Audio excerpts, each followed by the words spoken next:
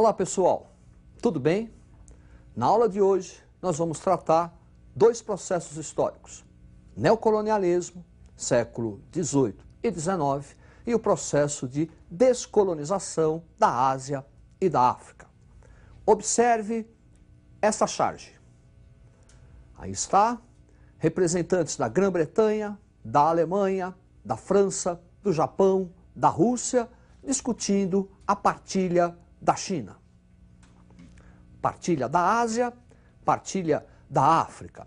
Elementos que compõem uma fase de desenvolvimento do capitalismo, o chamado imperialismo, que vai patrocinar o neocolonialismo. Vamos observar os fatores do imperialismo do século XIX. Observe o quadro. Imperialismo do século XIX, caracterizado pela segunda revolução industrial, que vai aumentar a capacidade produtiva, desenvolvimento do capitalismo monopolista em substituição ao capitalismo concorrencial, a formação de grandes conglomerados econômicos, trustes, cartéis e uma necessidade de ampliar mercados consumidores e fornecedores. No século XIX, o neocolonialismo tinha por objetivo o enriquecimento da alta burguesia, diferente do que vai ocorrer ou do que ocorreu nos séculos XVI e XVIII, o colonialismo que consistia na exploração da América para o enriquecimento do Estado. Vamos observar outras diferenças. Observe o quadro. Colonialismo, neocolonialismo. Colonialismo, séculos XVI e XVIII, área de atuação, América, e o sistema adotado era o mercantilismo, acúmulo de capitais. O neocolonialismo, séculos XIX e XX, áreas de atuação, Ásia e África, e o modelo econômico, liberalismo. Na América, escravismo, força de trabalho principal, e a fase do capitalismo era comercial. No neocolonialismo, nós vamos ter trabalho assalariado, necessidade de mercado consumidor, e a fase do capitalismo é financeira. Nós vamos ter duas formas de administração colonial no século XIX. O chamado protetorado e a chamada colônia, efetivamente, além de uma área considerada área de influência. Observe o quadro. Relações de dependência, protetorados, intervenção administrativa da metrópole. Exemplo, Egito, Marrocos e Índia. Quando falamos colônias, além da intervenção administrativa, uma intervenção militar da metrópole. Exemplo, Argélia e África do Sul. E ainda as chamadas áreas de influência, onde as metrópoles procuram conquistar privilégios econômicos. O exemplo típico é a China. O imperialismo na Ásia vai provocar reações coloniais. Então nós vamos ter revoltas na Índia e revoltas na China. Observe o quadro. Revoltas na Índia, a revolta dos cipaios, 1857, colocando em xeque o domínio britânico na região. E depois a Guerra do Ópio, 1839, resultado da queima de 20.000 caixas contendo a substância. O governo britânico considerou isso uma afronta, ferindo os interesses ingleses, iniciando a Guerra do Ópio. Após a Guerra do Ópio, vitória da Inglaterra, e a Inglaterra passa a impor à China uma série de tratados, os chamados tratados desiguais.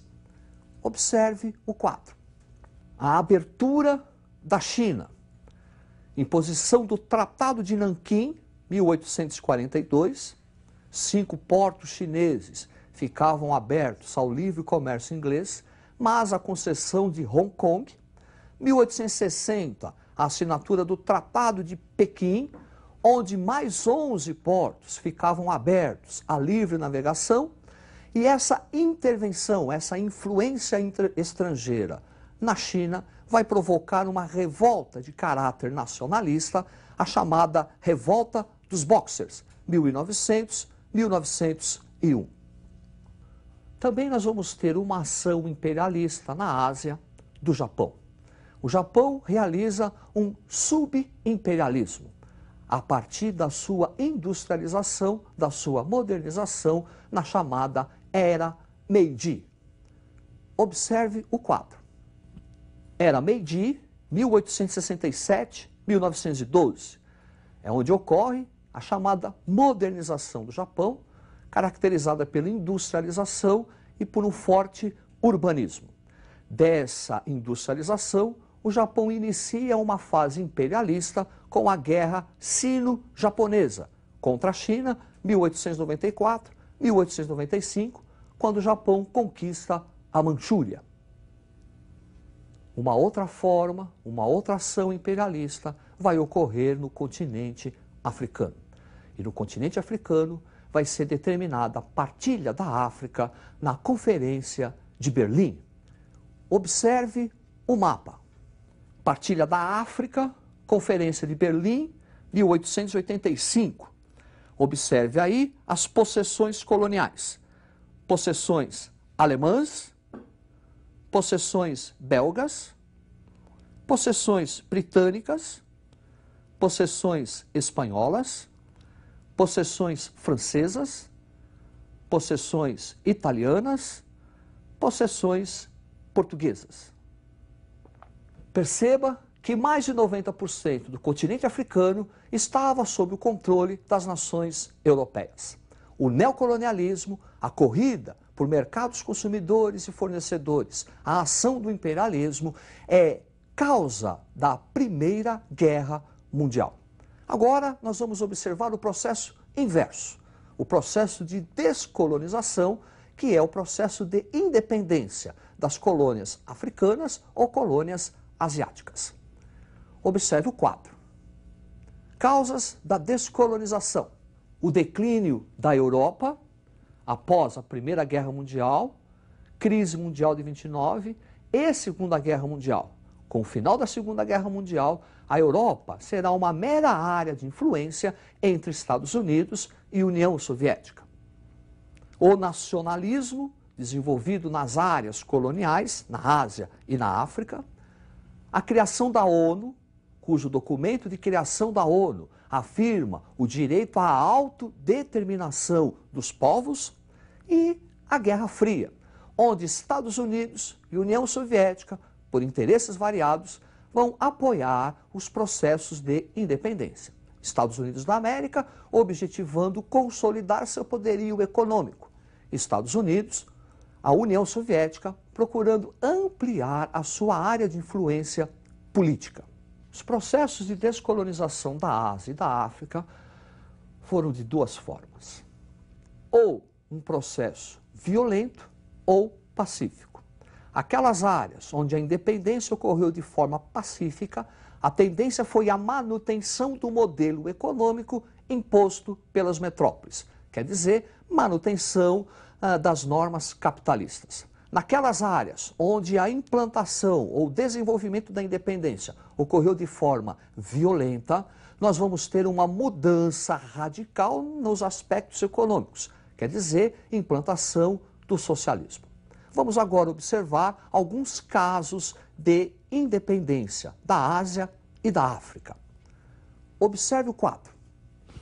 Independência da Índia. Líderes Nehru e Gandhi, que iniciam um movimento pacífico de não cooperação, baseado nas campanhas de desobediência civil e resistência passiva. Após a independência, motivada por guerras religiosas na Índia, de um lado o hinduísmo, do outro lado a religião islâmica, a Índia será dividida em duas partes. Observe o mapa. Aí está a Índia, 1947, a sua independência. Depois, a divisão do território indiano, Paquistão Ocidental e Paquistão Oriental. Em 1948, a primeira grande guerra entre Índia e Paquistão pela Caxemira. E em 1971, o Paquistão Oriental proclama sua independência em relação ao Paquistão Ocidental, surgindo a República do Bangladesh. Vamos observar também independências na Ásia, da Indochina e Indonésia. Observe o quadro. Independência da Indonésia, o líder Sukarno. 1941, uma guerra de caráter nacionalista contra a ocupação japonesa.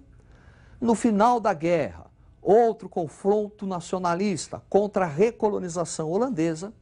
E em 1955, o líder Sukarno vai patrocinar a famosa Conferência de Bandung, conferência que vai reunir as nações recém-independentes da África e da Ásia contra a dominação capitalista.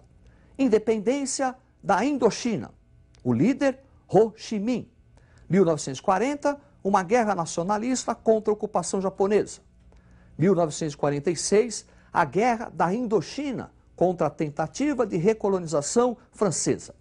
1954, divisão do Vietnã pela Conferência de Genebra, Vietnã do Norte, Vietnã do Sul. Em 1960, procurando a reunificação dos Vietnãs, inicia-se a Guerra do Vietnã. Vietnã do Norte, Vietnã do Sul. O Vietnã do Sul vai receber apoio dos Estados Unidos da América. A Guerra do Vietnã se estende até 1975. E para encerrar, nós vamos observar o processo de descolonização da África, analisando o caso da Argélia e o fim do Império Português. Observe o quadro. Guerra da Argélia. 1954, é fundada a Frente de Libertação Nacional, de caráter nacionalista, pela independência da Argélia. 1957, ocorre a famosa Batalha de Argel, onde o exército francês praticamente dizima a Frente de Libertação. E em 1962 é assinado um acordo entre França e Argélia, o Acordo de Évian, nascendo a República da Argélia. Agora, o fim do Império Colonial Português. 1975, independência de Moçambique, sob a liderança do líder nacionalista Samora Machel. 1975, independência de Angola, liderança Agostinho Neto. Após a independência, Angola passa por um período de uma longa e sangrenta guerra civil.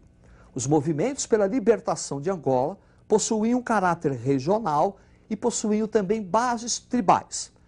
O movimento pela libertação de Angola, a União Nacional pela Independência Total de Angola e a Frente Nacional de Libertação de Angola iniciam uma guerra civil. Assim, o processo de descolonização trará duas consequências: a formação do terceiro mundo e a expansão dos países socialistas. É isso aí, estude e até a próxima.